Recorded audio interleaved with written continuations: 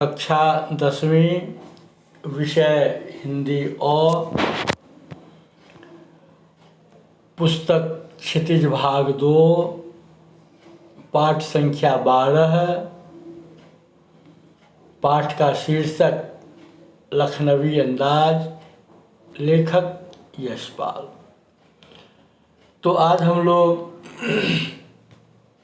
पढ़ेंगे पहले यशपाल के बारे में, फिर इसके बाद उनके द्वारा लिखी गई कहानी लखनवी अंदाज। तो पहले यशपाल को जान लें। हिंदी साहित्य के आधुनिक काल में एक से बढ़कर एक कथाकार हो चुके हैं और हो रहे हैं। तो हम विचार करेंगे उस लेखक के बारे में जो समाजवादी विचारधारा के हों, प्रसिद्ध हों, प्रबुद्ध हों। तो इन विशेषताओं को विभूषित करने वाले कथाकार के रूप में यशपाल अग्रणी दिखते हैं। अब देखिए, इनका जन्म हुआ था 3 दिसंबर सन 1903 में। आप जानना चाहेंगे कहाँ? पंजाब प्रांत में। उस समय देश गुलाम था, इसलिए मैंने प्रांत कह दिया। आप पंजाब राज्य भी कह सकते हैं। तो पंजाब राज्य के फिरोजपुर जिले के छावनी में हुआ था। कब? 3 दिसंबर 1903 ईस्वी को। अब देखिए, वही पंजाब से सटा हुआ एक और राज्य है हिमाचल प्रदेश, जहाँ एक बड़ा सा सुंदर सा जिला है कांगड़ा। तो इनके पूर्वज कांगड़ा के निवासी थे, है ना। इनके पिता हीरालाल जी और माता प्रेमा देवी, ये सब आकर के, है ना, बस गए फिरोजपुर में, पंजाब में। अब देखिए, इनकी प्रारंभिक शिक्षा दीक्षा पहले हुई कांगड़ा में, है ना, वहाँ गुरुकुल है उसमें। फिर बाद में 1921 में फिरोजपुर से इन्होंने 10वीं की परीक्षा उत्तीर्ण की, प्रथम श्रेणी में। इसके बाद ये लाहौर चले गए। लाहौर का प्रसिद्ध कॉलेज, नेशनल कॉलेज, है ना, वहाँ से इन्होंने बीए की पढ़ाई पूरी की, शिक्षा प्राप्त की। तो अध्ययन के क्रम में ही, पढ़ाई के क्रम में ही इनका परिचय हुआ उस जमाने के भारत माँ के वीर सपूत भगत सिंह से, सुखदेव से। इतिहास के पन्नों से आप जानते होंगे, ये सब क्रांतिकारी थे, गरम दल के थे, है ना, और ईंट का जवाब पत्थर से देना जानते थे, है ना। ये 7 समंदर पार से आने वाले अंग्रेज, मुट्ठी भर अंग्रेज, है ना, करोड़ों भारतीयों पर अत्याचार कर रहे थे, दमन चक्र चला रहे थे, शोषण कर रहे थे, मान मर्दन कर रहे थे। भला भारत माता की सपूत, है ना, इसको कैसे सह पाएंगे, बर्दाश्त कर पाएंगे? तो यशपाल का परिचय हुआ लाहौर में ही, पढ़ाई के क्रम में ही, सरदार भगत सिंह से और सुखदेव से। और इनके सहपाठी हुआ करते थे लाला लाजपत राय। आपने सुना होगा, लाल बाल पाल, इतिहास के पन्नों में। लाल बाल पाल, लाल का मतलब लाला लाजपत राय, बाल का मतलब बाल गंगाधर तिलक, और पाल का मतलब बिपिन चंद्र पाल। ये तीनों स्वतंत्रता संग्राम के दरमियान प्रसिद्ध रहे हैं, लाल बाल पाल के नाम से, है ना। आपको इतिहास वाले शिक्षक बतलाए होंगे कभी न कभी, आपने पढ़ा होगा, आपने सुना होगा। तो इन सबों के सहयोग से यशपाल ने, है ना, आज़ादी आंदोलन में, स्वदेशी आंदोलन में, स्वाधीनता आंदोलन में बढ़ चढ़ करके अपना योगदान दिया, भाग लिया। अब होता है ना कि आदमी कई प्रकार के विचारों से अवगत होता है। धीरे धीरे यशपाल मार्क्सवाद के, है ना, मार्क्सवाद की तरफ मुड़ गए, मार्क्सवादी विचारधारा से प्रभावित हो गए। अब क्रांतिकारी थे, गरम दल से जुड़े हुए थे, आज़ादी के लिए लड़ रहे थे। तो इतिहास का पन्ना बतलाता है कि दिल्ली में ये बम बनाते हुए गिरफ्तार कर लिए गए, है ना। अंग्रेजों की आंखों की किरकिरी थे, खटक रहे थे अंग्रेजों की आंख में, इन्हें जेल भेज दिया गया। और कहा जाता है कि जेल में ही 1936 में इनका विवाह हुआ प्रकाशवती कपूर नामक एक भद्र कन्या के साथ। इन्होंने कई बार विदेश यात्रा भी की। अब देखिए, आज़ादी आंदोलन में भी अपना योगदान और साहित्य साधना में भी रत, दोनों काम, नेता का भी प्रणेता का भी। तो इस प्रकार से देश की सेवा करते हुए, हिंदी साहित्य की अथक सेवा करते हुए 26 दिसंबर सन 1976 को ये भगवान के प्यारे हो गए। इन्होंने हिंदी साहित्य को समृद्ध किया अपनी लेखनी से। जब आप इनकी चर्चित कथाओं पर विचार करेंगे, कहानी संग्रह पर विचार करेंगे, तो देखेंगे इनके कहानी संग्रह में पिंजरे की उड़ान, तर्क का तूफान, ज्ञानदान, वो दुनिया, अभिशप्त, फूलों का कुर्ता, धर्म युद्ध, चित्र का शीर्षक, उत्तराधिकारी, उत्तमी की माँ, सच बोलने की भूल, ये सब जो नाम अभी कहे गए, ये सब इनकी कहानियों के संग्रह के नाम हैं। अब देखिए, इन्होंने केवल कहानी ही नहीं लिखी, उपन्यास भी लिखा। इनका एक उपन्यास है झूठा सच। आप जरूर इसको पढ़ेंगे कभी फुर्सत के समय। आप देखेंगे आज़ादी आंदोलन के दरमियान और आज़ादी के बाद, आज़ादी के समय जो विभाजन हुआ देश का, इस त्रासदी पर लिखा गया यह उपन्यास है। और भी इनके उपन्यास है, देशद्रोही, दादा कॉमरेड, पार्टी कॉमरेड, दिव्या, मनुष्य के रूप, क्यों फंसे, अमिता, मेरी तेरी उसकी बात, अप्सरा का शाप, 12 घंटे आदि आदि। इन्होंने नाटक पर भी अपनी लेखनी चलाई, और नाटक जो इनके द्वारा लिखे गए उसमें आप देखेंगे नशे नशे की बात, रूप की परख, गुड बाय, दर्द दिल। तो ये सब इनके नाटकों के नाम हैं। इन्होंने संस्मरण भी लिखा, किस नाम से? सिंहावलोकन नाम से। व्यंग्य लेख भी लिखा, जैसे चक्कर क्लब। इन्होंने निबंध भी लिखा, खास करके विचारात्मक निबंध, जैसे मार्क्सवाद, न्याय का संघर्ष, राम राज्य की कथा। अब देखिए, इनका जो साहित्य है उसकी विशेषता जो है वो क्या है? आम आदमी से जुड़ी हुई रचना। मतलब इनके साहित्य में आम आदमी की चर्चा की गई है, लेकिन प्रभाव है मार्क्सवाद का। पहले ये समाजवादी विचारधारा के थे, तो समाजवाद का भी आप प्रभाव देखेंगे।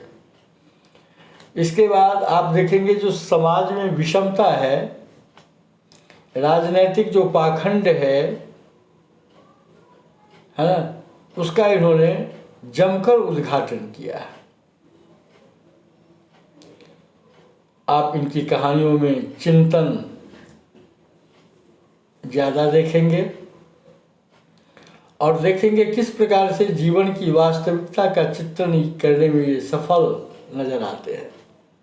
आकर्षक ढंग से, यथार्थ ढंग से इन्होंने अपने साहित्य को परोसा पाठक के सामने। इनकी भाषा दुरूह नहीं है, आप समझ जाएंगे। मतलब इनकी भाषा सरल है, सहज है, सुबोध है और पात्र के अनुकूल है। आप हिंदी भाषा तो हिंदी के शब्द तो होंगे ही, लेकिन विदेशज के रूप में उर्दू फारसी के शब्द भी हैं, अंग्रेजी के भी बहुप्रचलित शब्द हैं। इनका इन्होंने बखूबी प्रयोग किया है और भाषा में किसी प्रकार से कृत्रिमता नज़र नहीं आती है, बनावटीपन नज़र नहीं आता है। मतलब व्यावहारिकता आप देखेंगे, आप विषय के अनुकूल भाषा देखेंगे, स्वाभाविकता देखेंगे, जीवंतता देखेंगे। ये सब गुण आप इनके साहित्य में पाएंगे। इन्होंने लेखन में व्यंग्य का भी सहारा लिया है, संवाद का भी सहारा लिया है। इस प्रकार से आम जनजीवन में लोग जिस प्रकार से बात करते हैं, इनकी भाषा वैसी ही है।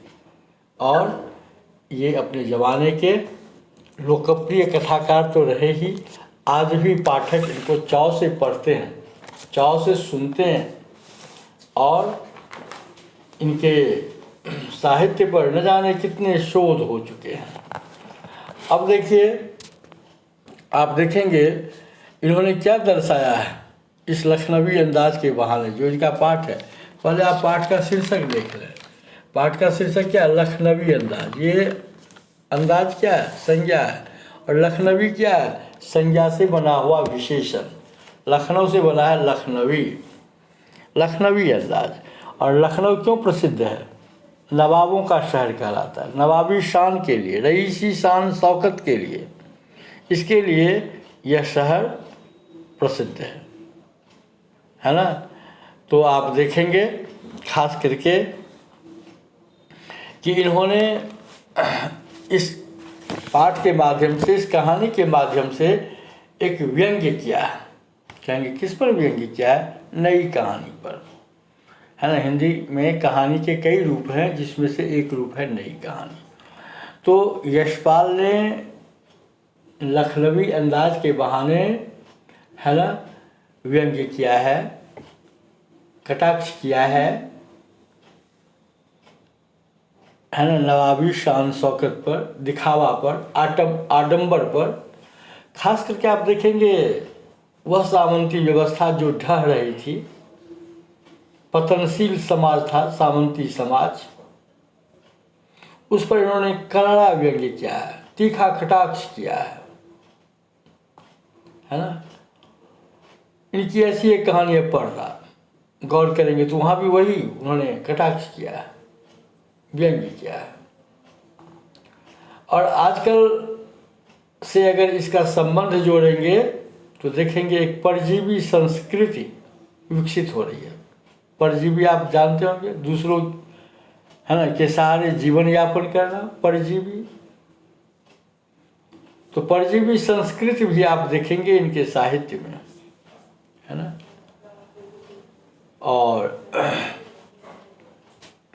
अब चल करके देखते हैं कि लेखक किस प्रकार से लखनवी अंदाज को, है ना, सुचारुता से पाठकों के समक्ष प्रस्तुत किया है। अब लखनऊ हुआ केंद्र का शहर और उसके इर्द गिर्द का जो स्थान है, जगह है ना, उसे कहते मुफस्सिल, है ना। मतलब मुख्य शहर से आसपास कुछ किलोमीटर तक, 20 किलोमीटर, 30 किलोमीटर, 40 किलोमीटर, 50 किलोमीटर तक जाने आने वाली रेलगाड़ी, ट्रेन, पैसेंजर ट्रेन। अब लेखक कहते हैं कि उनकी एक आदत थी। क्या आदत थी? वो बैठे रहते, चिंतन करते रहते। साहित्यकार की यह विशेषता होती है, पहले वो कुछ सोचता है, पहले देखता है, फिर सोचता है, कल्पना करता है, और फिर अपनी कल्पना को भाव भूमि पर उतारने का प्रयास करता है, और तब जाकर के उसका साहित्य प्रकट होता है, प्रत्यक्ष होता है। तो लेखक की पुरानी आदत थी, वो यात्रा जब करते थे तो कोशिश करते थे कि हमको खिड़की के पास जगह मिल जाए, एकांत मिले तो और भी अच्छी बात। कहेंगे क्यों एकांत? अब ठहरे साहित्यकार, कथाकार, तो नई कहानी पर वो विचार करते और खिड़की से प्राकृतिक दृश्यों को देखते, आनंद उठाते। अब कुछ ही दूर की यात्रा करनी थी, सेकंड क्लास का टिकट ले लिया, और जब तक आते गाड़ी सरकने लगी, गाड़ी छूटने लगी स्टेशन से। तो होता है ना, आदमी ऐसे में दौड़ता है, या सामने में जो डब्बा आया उसी में प्रवेश कर गए। तो लेखक के साथ भी यही बात हुई, गाड़ी सरकने लगी थी, दौड़ कर आए और सामने जो डिब्बा दिखा उसी में प्रवेश कर गए। सोचा था कि यहीं से गाड़ी बनती है, यहीं से खुलती है, तो जगह मिल ही जाएगी, एकांत मिल ही जाएगा, खिड़की के पास बैठ जाऊंगा, प्राकृतिक नज़ारे भी देखूंगा और नई कहानी पर चिंतन भी करूंगा। लेकिन ऐसा हुआ नहीं। जैसे वो लपक करके अंदर पहुंचते देखते हैं कि एक सज्जन, लेखक लिखते हैं नवाबी नस्ल के सज्जन पालथी मारे बैठे थे, एक बर्थ पर, बर्थ करते बैठने की जगह, अंग्रेजी शब्द। मैंने पहले कहा लेखक की ये खूबी है कि विदेशी शब्दों को, बहुप्रचलित शब्दों को बखूबी अपने साहित्य का वो हिस्सा बनाते हैं। तो लखनऊ के नवाबी नस्ल के एक सज्जन बर्थ पर पालथी मारे बैठे थे। लेखक की नज़र उनके सामने गई, देखा एक तौलिया बिछा हुआ है और उस पर 2 ताज़े खीरे, चिकने खीरे रखे हुए हैं, और पुड़िया में नमक, मिर्च की सुर्खी वगैरह वगैरह, मतलब मिर्च का चूरन। अब देखिए, इस समय जैसे ही लेखक प्रवेश करते हैं, नवाब साहब को उनका आना अच्छा नहीं लगा। नवाब साहब को लगा होगा जैसे इन्होंने मेरे एकांत में बाधा उत्पन्न करने का काम किया है, खलल डाला है ना। तो लेखक क्या लिखते हैं? सफ़ेद पोश। नवाब साहब ने कोई रुचि नहीं दिखलाई, मतलब उनकी आंखों से असंतोष का भाव झलक रहा था, और शायद यह भी सोच रहा हो, है ना, वह नवाबी नस्ल का आदमी। लेखक कहते हैं कि इसने खीरा देख लिया, क्या सोचेगा कि नवाब खीरा खाते हैं, नवाब तो कुछ और होते हैं। दूसरी बात, इस पैसेंजर ट्रेन के सेकंड क्लास में यात्रा कर रहे हैं, सब प्रतिष्ठा पर आँच आने वाली बात। तो लेखक ने कल्पना की कि हो सकता है इन्होंने सोचा कि मुफस्सिल ट्रेन है, बस थोड़ी ही दूरी तय करनी है, तो क्यों नहीं सेकंड क्लास का टिकट ले लिया जाए, और गाड़ी यहीं से बनती है तो जगह मिल ही जाएगी आसान से, एकांत मिलेगा, है ना, और शांतिपूर्वक समय काटने के लिए खीरा ले लिया। कई लोग मूंगफली ले लेते हैं, तो वहाँ नवाब साहब खीरा ले रखे थे, 2 खीरे थे। अब लेखक की क्या आदत है, वो बैठे रहते, कल्पना करते रहते। ये उनकी नई नहीं बल्कि पुरानी आदत थी।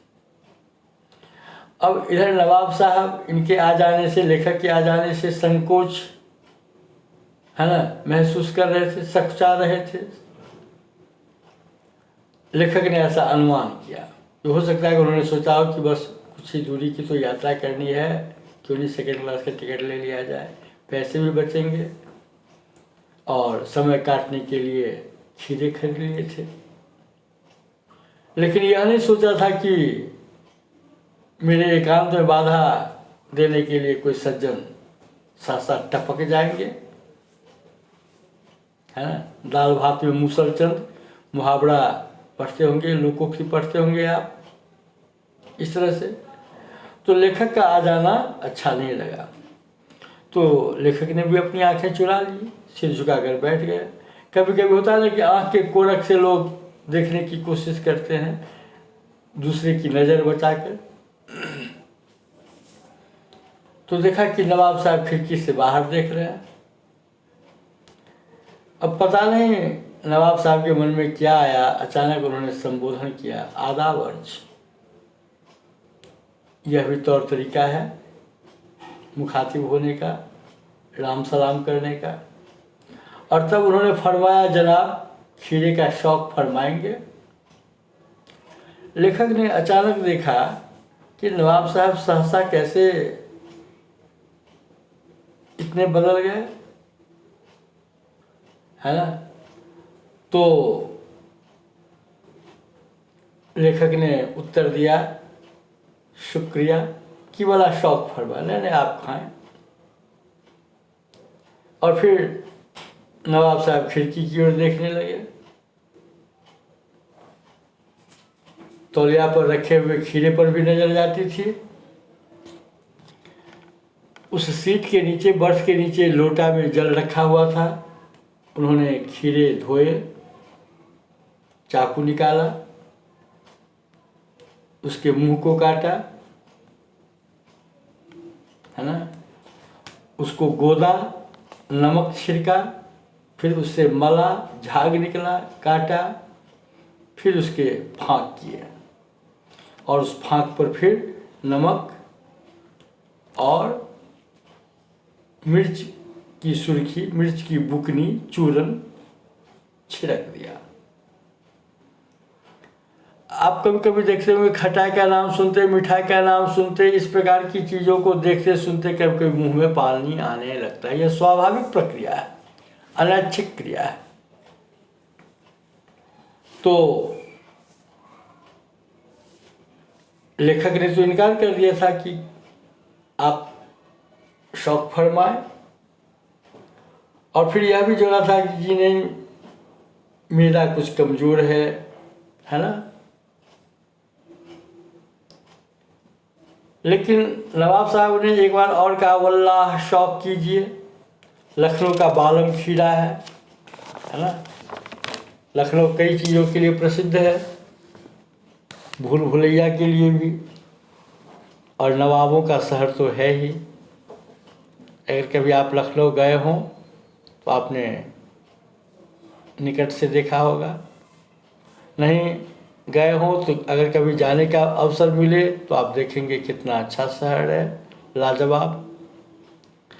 तो लेखक ने कहा, शुक्रिया, इस वक्त तलब महसूस नहीं हो रही है नवाब साहब होगा, और मेरा भी ज़रा कमज़ोर है कि बड़ा शौक फरमाए। ये सब बोलने का अपना एक तरीका है, अदा है, छटा है ना। और ये खास करके यशपाल की शैली है ना। इस प्रकार के संवादात्मक रूप से इसमें रोचकता आ गई है। अब नवाब साहब को देखिए, वो सतृष्ण आँखों से खीरे की ओर देख रहे थे। फिर उन्होंने दीर्घ निश्वास लिया। अब खीरे का एक फाँक उठाया, सूंघा, फिर होठों के पास लाए, फिर उन्होंने पलकें मूंद ली। लगा जैसे दिव्य आनंद का वो अनुभव कर रहे हो, है ना, जैसे अध्यात्म जगत में चले गए हों। और इस क्रम में उस खीरे पर जो नमक, मिर्च वगैरह छींटे गए थे, डाले गए थे, खीरा वैसे ही पानीदार होता है, मुंह में भी पानी का घूंट आ गया। लेखक ने महसूस किया कि नवाब साहब ने उस घूंट को गले से नीचे उतारा, और दिव्य आनंद तो ले ही रहे थे खीरे को सूंघ करके, और फिर उसके बाद सहसा उन्होंने उसे खिड़की के बाहर छोड़ दिया। अब लेखक सोचते हैं, वाह गजब की शैली है, क्या अदा है। इसको कहते हैं नवाबी शान। नवाबी शान शौकत, यह रईसी है ना। जैसे आप सुनते होंगे, यह मुँह और मसूर की दाल, तो नवाब और खीरा। अब लेखक कल्पना कर रहे हैं, लेखक सोच रहे हैं, लेखक चिंतन कर रहे हैं, क्या अदा है नवाब साहब की। कैसे खीरे की फांक को नाक के पास ले गए, सूंघा, रसास्वादन किया, वासना रसास्वादन, और फिर दूसरे फांक को खिड़की के बाहर फेंक दिया। यही क्रम उनका चलता रहा। 2 खीरे लिए थे, मान लीजिए 4 फांक करेंगे, इस प्रकार से वो अपना नवाबी शान, रईसी शान शौकत दिखला रहे थे। और जब इस प्रकार से खीरे के सारे फांकों को उन्होंने, है ना, सारी फांकों को जब बाहर उन्होंने फेंक दिया, है ना, उसके बाद उसी तौलिए से हाथ पोंछा। लेखक कहते कि उनकी गुलाबी आंखें नवाब साहब की लेखक की ओर घूम गई, मतलब लेखक को उन्होंने देख लिया। और जैसे होता है ना कि जैसे बिहारी लाल का दोहा कि भरे भवन में करत हो नैनन ही सो बात, तो आंखों ही आंखों से जैसे वो कह रहे हों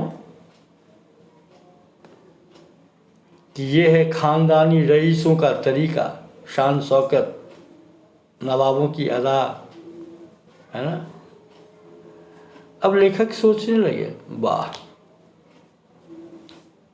ये नवाबों के शहर में नवाबों की कैसी कैसी अदा होती है, कैसे कैसे तौर तरीके होते हैं। तो ख़ानदानी तहजीब, नफासत, नज़ाकत, ये जो स्वच्छता, कोमलता, तौर तरीका देखने को मिला लेखक को, नवाबों का, नवाब साहब का, है ना, इनका चिंतन तीव्र हो गया। यशपाल महोदय सोचने लगे, लेखक सोचने लगे कि खीरे की सुगंध, फिर स्वाद की कल्पना, और उसी कल्पना से संतुष्ट हो जाना, है ना, और उसका सूक्ष्म, नफीस, एब्स्ट्रैक्ट तरीका। एब्स्ट्रैक्ट आप जानते होंगे, भाववाचक, एब्स्ट्रैक्ट नॉन, भाववाचक संज्ञा आपने पढ़ा होगा कभी ना कभी, है ना। भाववाचक संज्ञा जिसमें क्या होता है, आप अनुभव करते हैं। ईमानदारी एक अच्छी नीति है, ईमानदारी दिखाई पड़ती है, गर्मी बढ़ गई, गर्मी दिखाई पड़ती है, खुशी, है ना, ये सब अनुभव करने की बात है ना। मिठास, आप देखते हैं चीनी में जो मिठास है, उसका रूप, रंग, आकार, प्रकार कैसा है, अनुभव किया जाता है। तो लेखक इन बातों पर ध्यान दे रहे थे कि किस प्रकार से केवल सूंघने से, केवल देखने से, है ना, क्या उदर की तृप्ति हो जाती है, पेट भर जाता है, क्या संतुष्टि मिल जाती है, क्या वास्तव में ऐसा संभव है। और फिर उसके बाद नवाब साहब लेट गए, है ना, और अपना नवाबी तरीका दिखा रहे थे। उसी समय लेखक ने सुना नवाब साहब के ऊंचे डकार का शब्द, डकार की ध्वनि, क्या वाह, है ना। और लेखक की ओर देख करके नवाब साहब ने कहा, खीरा लजीज होता है, लेकिन होता है शकील, नामुराद, मेरे पर बोझ डाल देता है ना। किस प्रकार से उर्दू के शब्दों से यहाँ रोचकता आ गई है ना, सुंदरता बढ़ गई है। लेखक कहते हैं कि ज्ञान चक्षु खुल गए और तब जाना पहचाना नवाब साहब को, ये है नई कहानी के लेखक। वाह। अब मैंने पहले कहा कि यह जो पाठ लिखा है यशपाल साहब ने, नवाबी अंदाज, लखनवी अंदाज, ये नवाबों की शान शौकत के लिए, नवाबों की अदा के लिए, छटा के लिए, है ना। तो अब बिना खाए, केवल सुगंध से, स्वाद की कल्पना से पेट भर जाएगा, डकार आ सकता है।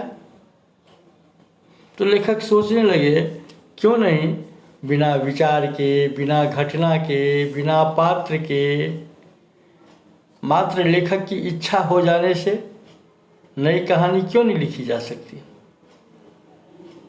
और यही कहानी का चरण, मतलब यहीं पर उन्होंने नई कहानी के लेखकों पर व्यंग्य किया है यशपाल ने। और तब सहज ही एक प्रश्न बनता है, क्या बिना विचार, घटना और पात्रों के भी नई कहानी लिखी जा सकती है?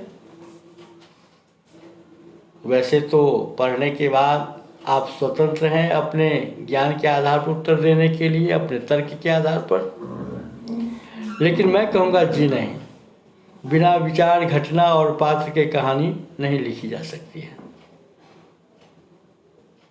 यह तो नवाब साहब को खीरा के फाँक को उन्होंने धोते देखा, काटते देखा, नमक मिर्च लगाते देखा, और फिर नाक के पास ले जाकर सूंघना, है ना, और फिर दिव्य अनुभूति करना, कल्पना करना, और फिर उसे सूंघ करके बाहर फेंक देना कि मात्र इससे ही उनका पेट भर गया, और फिर डकार। यही देख करके उन्होंने व्यंग्य किया है कि अगर बिना खाए पेट भर सकता है मात्र सूंघने से, है ना, तो फिर क्यों नहीं बिना विचार, बिना घटना, बिना पात्र के कहानी क्यों नहीं लिखी जा सकती है। लेकिन सहज में जो कहानी के तत्व हैं, एक नहीं होगा, दो नहीं होंगे, लेकिन सबके सब नहीं होंगे, ऐसी बात तो नहीं है।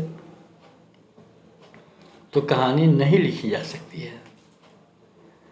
वस्तुतः कहानी के लिए हम जो पात्र चुनते हैं, जो देश काल परिस्थिति चुनते हैं, जो कथानक चुनते हैं, उसके आधार पर हम ताना बाना बुनते हैं और एक उद्देश्य रखते हैं अपने अंदर, तब जाकर के कहानी बनती है। तो मेरे विचार से बिना विचार, बिना घटना, बिना पात्र के कहानी नहीं लिखी जा सकती है। इस प्रकार से आपने लखनवी अंदाज, है ना, को पढ़ा, सुना, देखा। यह कहानी लाजवाब है और आप इसके प्रश्नों के उत्तरों को लिखने का प्रयास करेंगे। धन्यवाद।